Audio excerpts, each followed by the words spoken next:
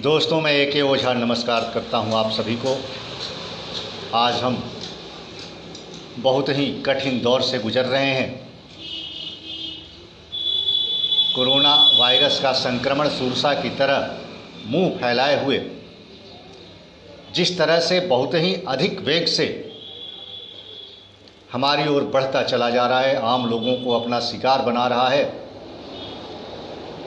हम ये कह नहीं सकते कि अगले कितने समय तक हम उससे सुरक्षित रह पाएंगे।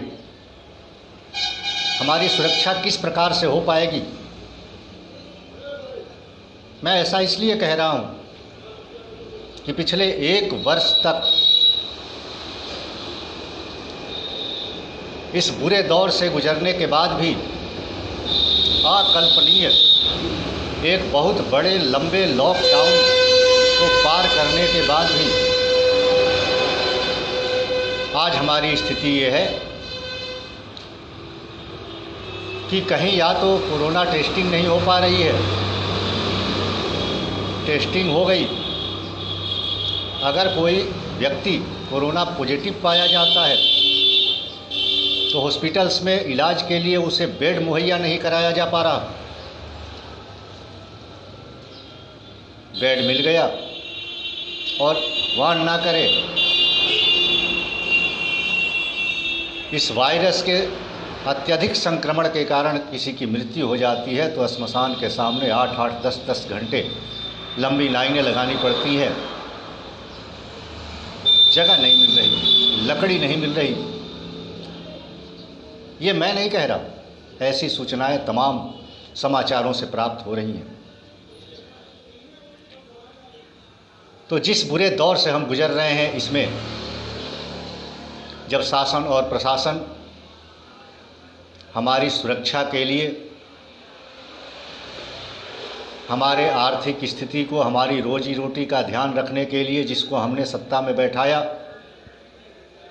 जब वो अपने हाथ खड़े कर ले और हमारे आपके जैसे गरीब असहाय लोगों को अपने हाल पर जीने के लिए छोड़ दे,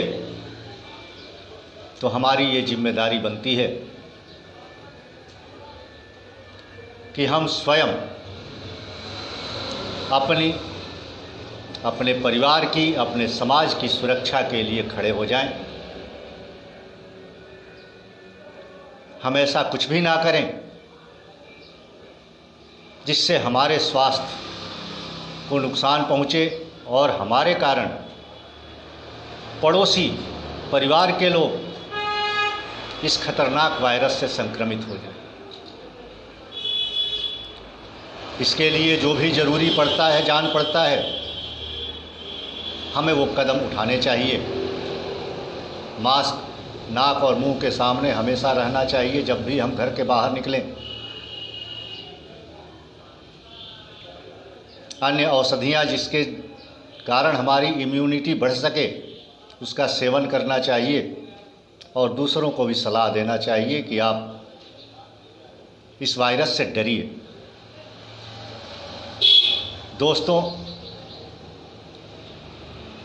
इस वायरस ने और इस वायरस के कारण जो बंदी हो रही है पूरे देश में, फिर देश एक बार लॉकडाउन की तरफ बढ़ रहा है। ऐसे में सबसे अधिक नुकसान अगर किसी को हुआ है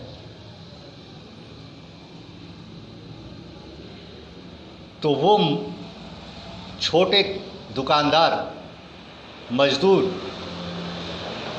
जो रोज़ रोजी रोटी की व्यवस्था करते थे और तब शाम को उनका चूल्हा जलता था। और दूसरा एक सबसे बड़ा वर्ग जिसको नुकसान पहुंचा इस लॉकडाउन से, वो शिक्षा से जुड़े हुए लोग।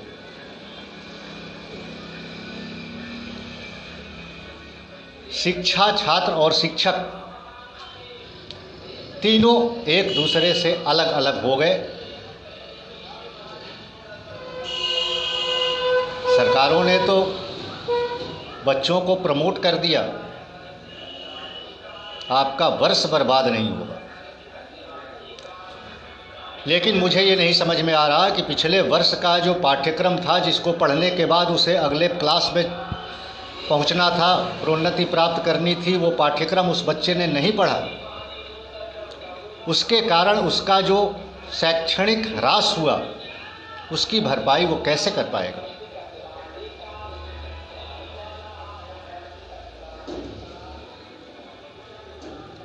शिक्षक छात्र से नहीं मिल पाता, शिक्षा के ऊपर कोई चर्चा नहीं होती। अगर कुछ बंद करना हो तो सबसे पहले कोचिंग इंस्टीट्यूशंस, विद्यालय, शिक्षण का कार्य बंद कर दिया जाता है। इसके लिए कोई गाइडलाइन नहीं आता। दूसरा कि हर क्लास में 6 फीट की दूरी मेंटेन करके, मास्क लगा करके आप कक्षाएं संचालित करें। बाज़ारों के लिए गाइडलाइन आता है, सिनेमा घरों के लिए गाइडलाइन आता है। अभी दिल्ली सरकार ने ये बताया है कि 30% कैपेसिटी के साथ सिनेमा हॉल खुल सकते हैं, लेकिन शिक्षण के लिए, विद्यार्थियों के हित के लिए, शिक्षकों के हित के लिए कोई गाइडलाइन नहीं आता। ऐसे में जो भी हो, सरकार के नियमों का पालन करना चाहिए। हम प्रबुद्ध नागरिक हैं। पिछले 21 साल के अपने शैक्षणिक कैरियर में, जी हाँ, पिछले 21 साल से मैं शिक्षा को बहुत नज़दीकी से देख रहा हूँ और मुझे देखने वाले, मुझे जानने वाले बहुत अच्छी तरह से जानते हैं कि लगातार 21 वर्षों से बच्चों के बीच हम शिक्षक जैसे छात्रों को अपने घर का छोटा बच्चा मान करके उनके शैक्षणिक हितों का ध्यान रखते थे, सम्मान करते थे। आज एक दूरी बन गई है, ये फीलिंग हो रही है। बाकी सारी बातें छोड़ दीजिए, शिक्षकों की क्या दशा है, आर्थिक दशा है, उसको तो छोड़ भी दीजिए थोड़ी देर के लिए। मुझे ये नहीं समझ में आ रहा कि जो बच्चा 2 वर्ष तक लगातार पढ़ाई नहीं करेगा और कक्षा में प्रोन्नति प्राप्त करेगा, उसका शैक्षणिक जो ह्रास होगा उसकी भरपाई वो कैसे करेगा और भविष्य में वो किस तरह के भारत का निर्माण करेगा, किस तरह के समाज का निर्माण करेगा। मैं ये नहीं कहता कि इस कोरोना संक्रमण काल में भी बच्चों को इस वायरस के हवाले कर दिया जाए। अच्छी बात है, आप लगाएं, रोक लगाएं, कक्षाएं जिस तरह से संचालित होनी थी वैसे ना होने दें, लेकिन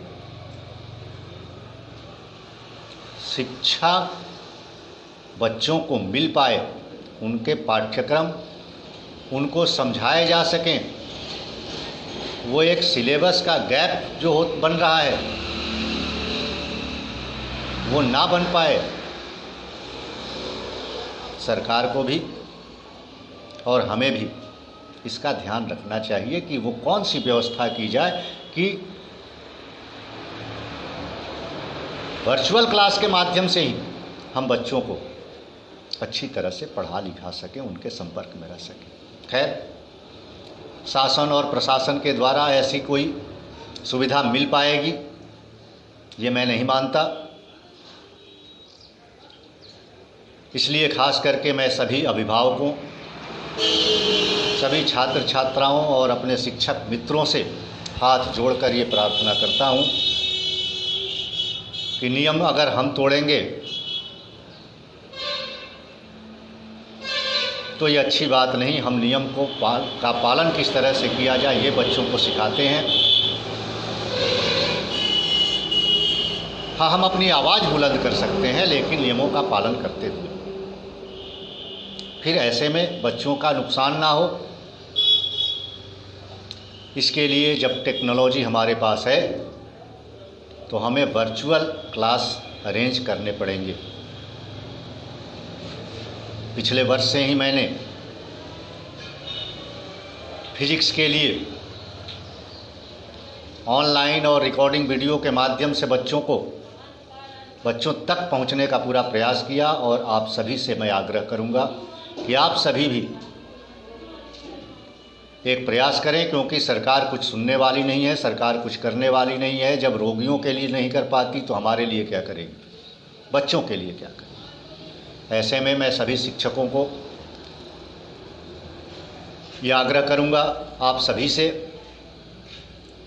कि बच्चे हमारे ऊपर भरोसा करते हैं, हम उनका मार्गदर्शन करें और एक नया प्लेटफॉर्म तैयार करें। ऑनलाइन माध्यम से, ऑनलाइन वर्चुअल क्लास के माध्यम से हम बच्चों को शिक्षित और प्रशिक्षित करने का प्रयास करें। 2 वर्षों का जो हमारा अनुभव है ऑनलाइन एजुकेशन को देखते हुए, जहाँ तक मैं मानता हूँ कि जैसे क्लासरूम में बैठ करके हम बच्चों को गाइड कर पाते हैं, बिल्कुल ऑनलाइन क्लास में हम अगर चाहें दृढ़ संकल्पित हों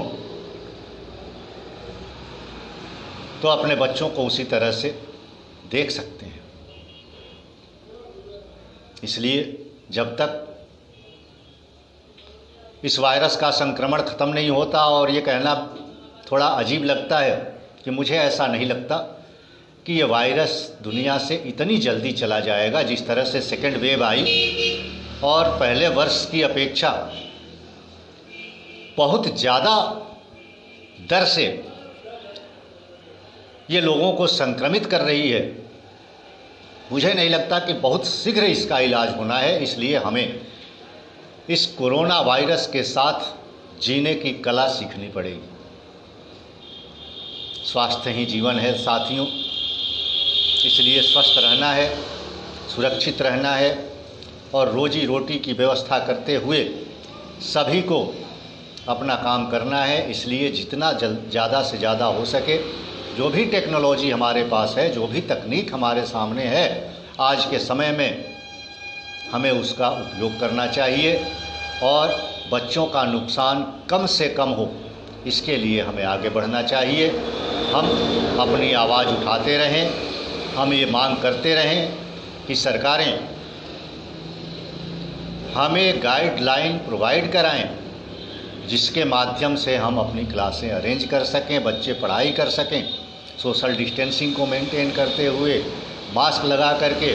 लेकिन जब तक सरकारों के द्वारा इसका निदान नहीं होता, हम नियम को ना तोड़ें और जो भी नियम निर्धारित किए गए हैं समाज के लिए, उसका पालन कराना भी हमारी जिम्मेदारी है। इसलिए उसके साथ चलते चलते बच्चों का नुकसान ना हो, हम इसका ध्यान रखें और